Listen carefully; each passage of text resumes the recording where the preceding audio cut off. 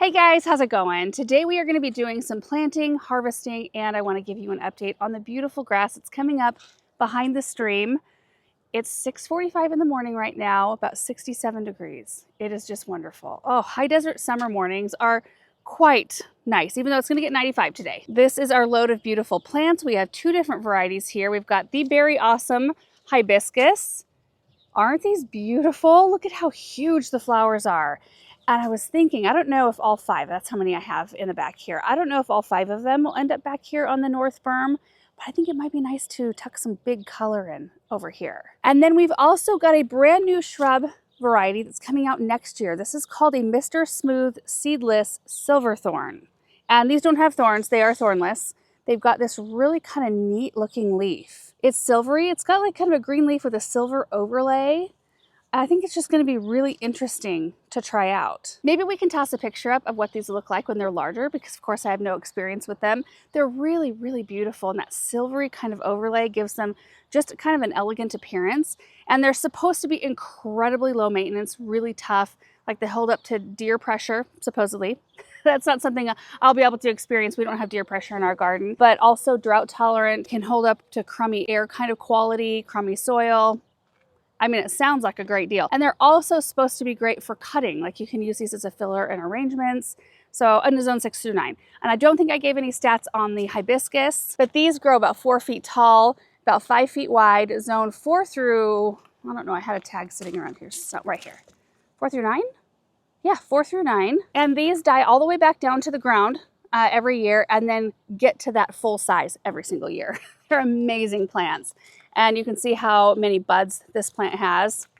I mean, they're just starting to go for it, but they do produce so much color. Okay, now for an update on the grass. This might not be the best angle to see it from. Maybe if I move this way. See the beautiful path that we just showed you in the tour recently. But you can see the RTF fescue is the name of the grass that we've got back here, and Aaron was matching the grass that we have over there. So the lawn's just going to continue on, you know, go around the trampoline area here, and once it's thicker, we'll kind of cut out and reshape this flower bed border or edge right here. But it just is looking so nice to have that haze of green, and knowing that these trees are going to shade this area one day. Oh, I just love it. Take a look from this side. So we're on the pathway now, and this is where you can just hop right off onto the grass to get to the trampoline. Look at that, isn't that pretty? This whole area is just shaping up so beautifully. They are done with the little retaining wall, which we decided to do because of how much this berm kind of went right to the pathway. We thought we were going to be battling, look at that. We were going to be battling soil and mulch coming on top of the walkway just constantly. So we thought a little retaining wall would be the perfect way to combat that. So what I'd like to do is see how it kind of dips down, because I didn't want the wall to end right where it was the most steep. I wanted it to look like it continued on, kind of like right where you're walking up to it. And it doesn't stop abruptly right here, because I'm going to do an end cap plant right there and one on the other side. But what we'll do is we'll kind of take some of the soil at the very tippy top here, and we'll push it down and kind of level it out so that the berm's not quite as tall and the soil will fill in this area a little bit better. And once the sand goes between these stones, which is happening today, I can start in planting all of this and kind of, you know, hugging some plants around these stones. I'm so excited about it, but it's just wonderful, wonderful, wonderful back here. I love it. Love having pathways. And as far as harvest goes today, it's either going to be potatoes or onions, or maybe a little bit of both. I don't think either crop is 100% ready to harvest. I've seen some of the onion stalks have flopped. In fact, I picked this one, I don't know, like a week, 10 days ago. So I'm going to take this in the kitchen today. So we'll take a look and see what's ready to harvest out there. And then I've got one potato variety that I think is pretty much there, and the others need a little bit more time. I'm going to place a few of these on the berm, see how they look.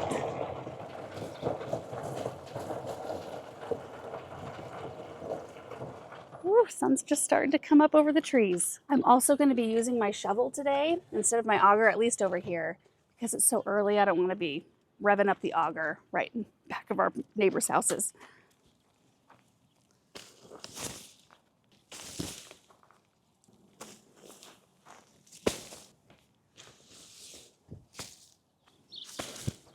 I've got them all placed except for one of the silverthorn. So let's take a look at where they all are sitting. And I'm going to drive around so we can see it from a distance. Sometimes that's helpful because I've got two of the hibiscus kind of close together. I think they look pretty from close up, but maybe not from far away. I don't know. I was kind of trying to spread the color out just a little bit so it didn't look like it all was in like a big patch, but rather kind of throughout. This is the beginning of the flower bed. I want to save this spot right here for something red, probably like a 9-bark or something like that. And the Berry Awesome does have kind of some red tinges to the foliage, but it's a lot of green as well. But we've also got some Quickfire Fab hydrangeas in here, which will get 6 to 8 feet tall and wide.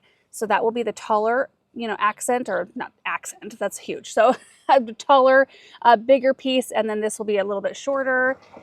And we've got some more of the hydrangeas in here. And this is where I've got the two kind of flanking the landscape boxes. And like from here it looks pretty, but I'm gonna see if I need to move one of them out. The next one is tucked in right beyond this spruce. I kind of like how it's looking like it's layered a bit. And then I popped one of the silverthorns here. And I didn't want to put the silver like too close to a blue, so it's more in front of the green pine. A little contrast there. There's another hibiscus and another lone silverthorn right out here. We'll drive around and take a look from the other side. Okay, I know it's a little bit like far here to see anything really. Okay, but see, this is helpful because I see a hibiscus right here before the little swoop of Quickfires, and it needs to go left a little bit. And I think this hibiscus, so instead of flanking the blue spruce, the one on the left needs to go over in between the cotoneaster and the hydrangea. Overall, pretty good. Crazy how different things can look from a slightly different angle. Okay, so this one needs to move. Not very far. There, that'll make the spacing look a little bit better. We'll do something else right here. And then we need to scoot one of them. See, from like this angle, it doesn't look like it needs to scoot, but it sure did from over there. Yeah, when you're straight on, having it kind of be in between these two evergreens and give this Quickfire Fab a little bit more space. I think it'll be good. And I'm hoping the digging's gonna be easy. When we came over here to dig the holes for all these other shrubs, not that long ago, I thought it was gonna be easy digging because we had a lot of this soil brought in to make this berm, and it was so hard. So we might have to flip-flop our projects and wait till it gets a little bit later to use the auger. Go do our harvesting first, I don't know. Here we go.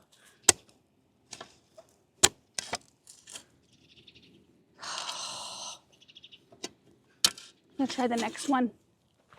Oh yeah, this is much easier. It's because it's getting the water runoff from this pine, the drip system around the pine.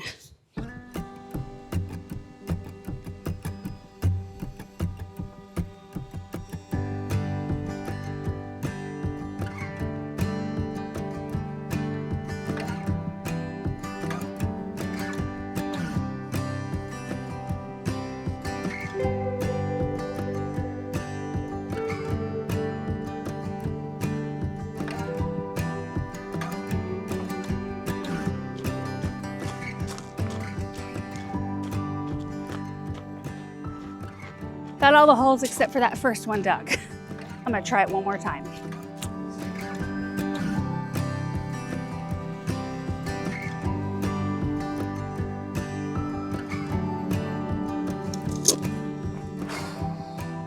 Rocks all over in this one. Of course, this is like a 5-gallon container. Whew.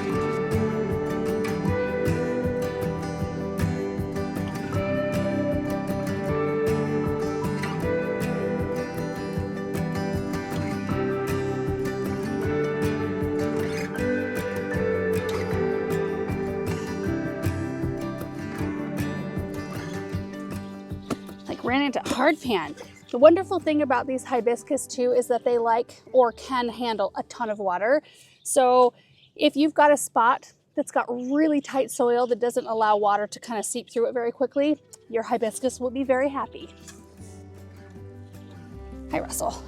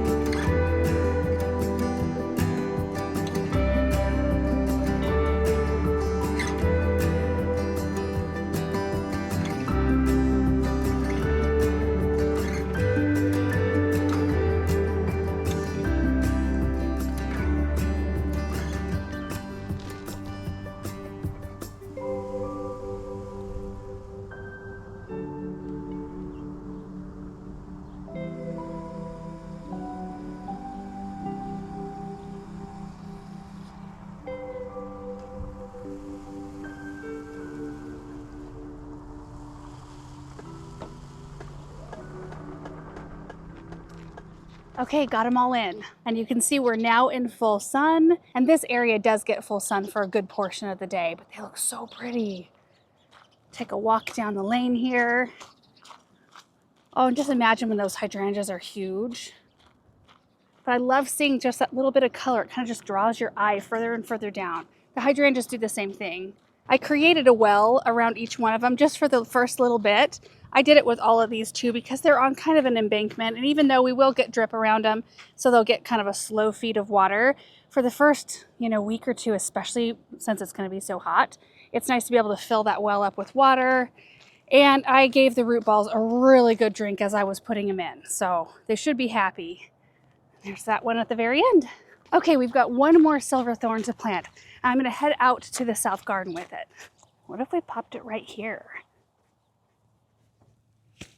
I think that would look really pretty. We just recently planted this Miss Violet Buddleia, and we've got some other things in this area. There's a popcorn viburnum, some heartstrings coreopsis.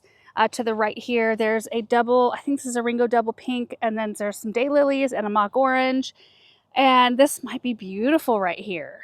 And it's a part shade to sun-loving plant, and it will get full sun. I mean, it's gonna get full sun from this side, and it's getting morning sun right now. Now we do have a honey locust tree up here, so eventually we may have to move it out, but that'll be years down the road. And even then, locust trees are so awesome, and it's one of the reasons why we like to have them everywhere in the garden for providing very dappled shade. It's not full deep shade. So even if you have a honey locust tree right above something, the plants below it are still gonna receive some light. It's not that, full shade. I like it right there though. And this is a small hole we have to dig. Nice.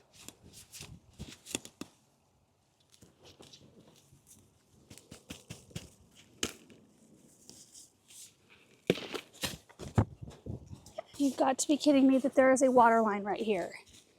Is there? Am I hitting it? Oh no, it's a root. Okay, we can handle a root. Scoot that root over a little bit. Whew. Soil's dry right here.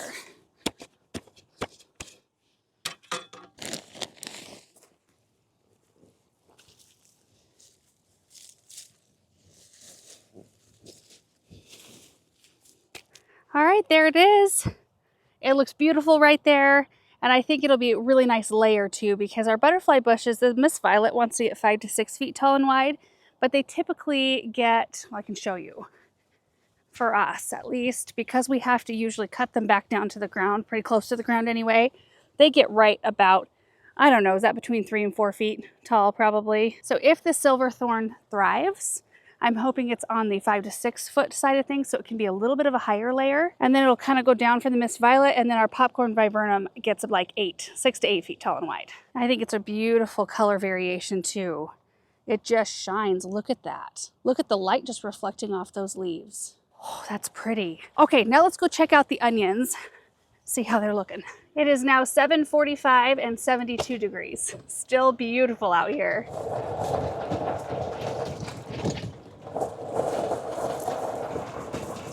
Pole barn.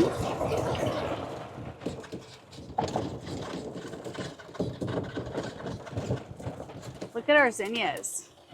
They're looking awesome.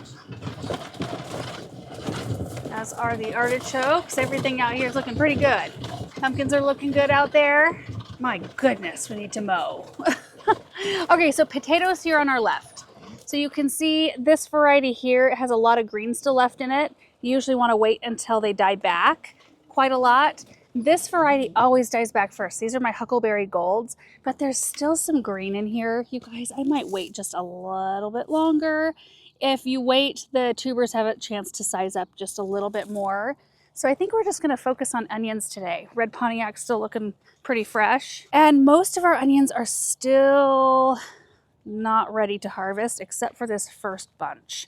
You know they're ready when their necks get soft and they flop over, the tops flop over. So we can get in here. Look at these, aren't they beautiful?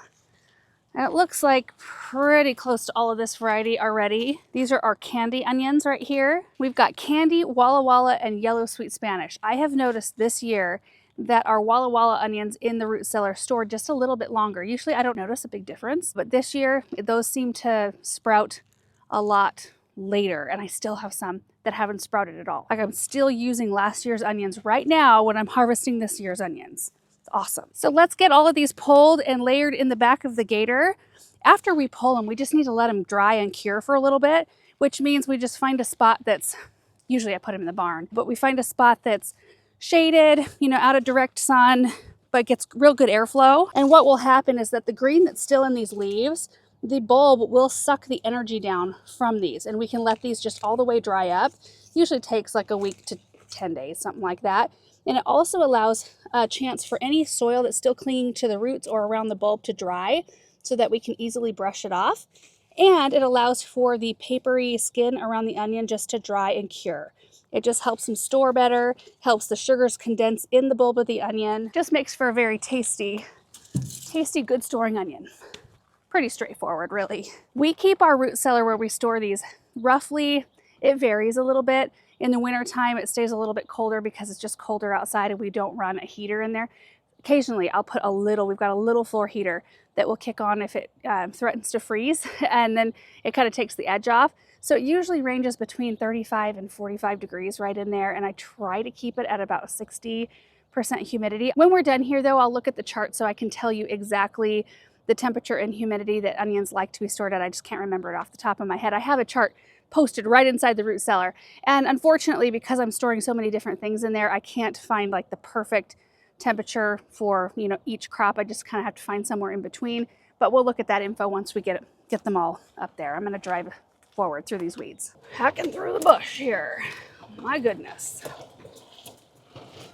Yeah, this shouldn't take very long, which is good. The kids have swim lessons this morning. I was trying to fit in my work projects while it was cool and before swim lessons.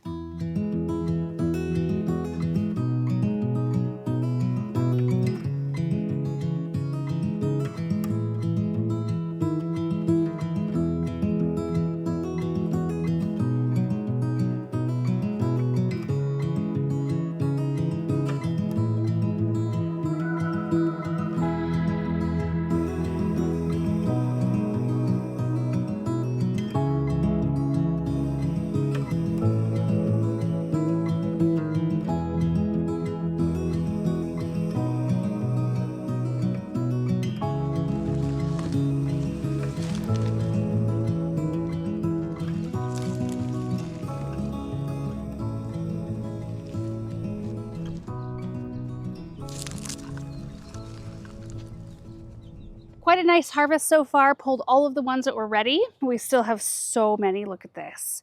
Yellow sweet Spanish onions are the longest ones. Like, they stay upright the longest. But we've got some nice size bulbs down in here. They look really, really nice. And we got a nice variety of sizes here with our harvest. My ideal onion size when I'm cooking is right around this size right here. But we got some nice big ones. We got some that are even a little smaller than that. Believe it or not though, I have some things that I want to have onions this size. It's always kind of a mission for me to choose the size of onion that I'm going to have the least amount left over from, that I can use the whole thing in a recipe. And I like to use quite a lot of onion in most everything, but sometimes I don't want to use a gigantic onion for some stuff. Okay, let's take these back to the barn so we can take a look at the root cellar. That's not where they're going today, but I want to just give you a little tour of that. Oh my goodness. Whew. Corn is awesome.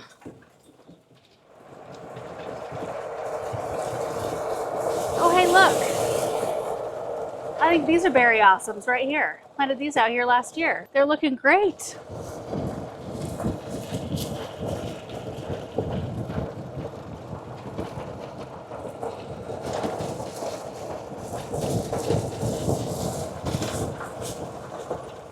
Okay, so here in the middle bay of the barn, we have our root cellar, which is a 6x9 room that's temperature controlled. So I don't have much in here right now except for baskets and shelves. But right inside the door, I keep a chart that this camera probably will not focus on. But it gives you ideal temperature and humidity for lots of different types of crops. And for garlic and onions, best is cool and dry storage. So 32 to 50 degrees Fahrenheit. And 60 to 70% humidity, which is usually where it stays. Sometimes the humidity can kick up a little bit, in which case we turn the fan on and that kind of takes care of it. But I'm going to spread these out, I think, on the tables in the high tunnel because I don't have the high tunnels completely full of plants, and they have tables with that hardware cloth, so there's lots of airflow around them. I think that'd be a great place for them to cure. Look at our project from earlier, real quick on the way.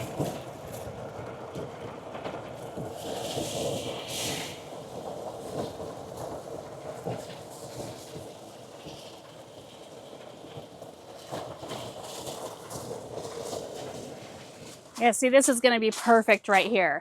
We'll just line them up single layer, and they'll go from looking like this with the green tops to looking like the one we picked a couple weeks ago. I can't remember when I picked this. It feels like a couple weeks ago at this point. Anyway, we'll just keep them out here until the tops dry down.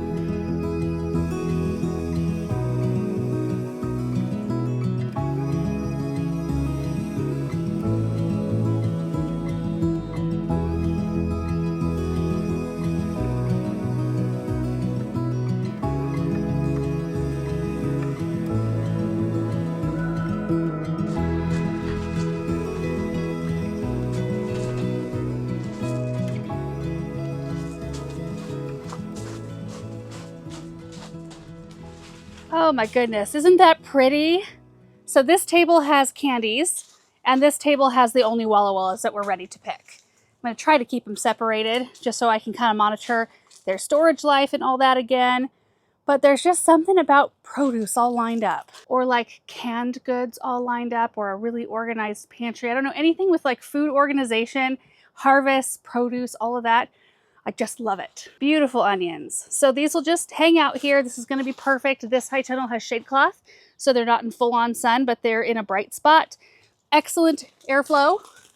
See right underneath? So it shouldn't be long before they are ready for storage. And when they are ready, I'll walk you through the process, but what we'll do is come in, we cut the tops off, we brush off any loose soil, and then we cut the roots off like that.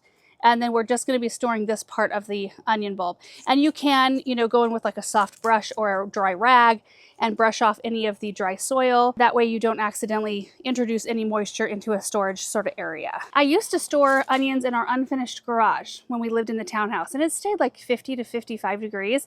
And while the storage life wasn't quite as long, if they were to be given ideal conditions, they still lasted for quite a long time. I think the key is a cool, dry, and ideally kind of a dark place for them to hang out until you're ready to use them. Anyways, that is going to be it for today's projects. The kids and I are off to swim lessons now. Super happy to be able to get out and enjoy this really nice, cool morning. Summer mornings are just wonderful. If I can be disciplined enough to go to bed early enough to get up early enough. That's where my problem is. Anyway, thank you guys so much for watching. I hope you enjoyed it, and we will see you in the next video. Bye.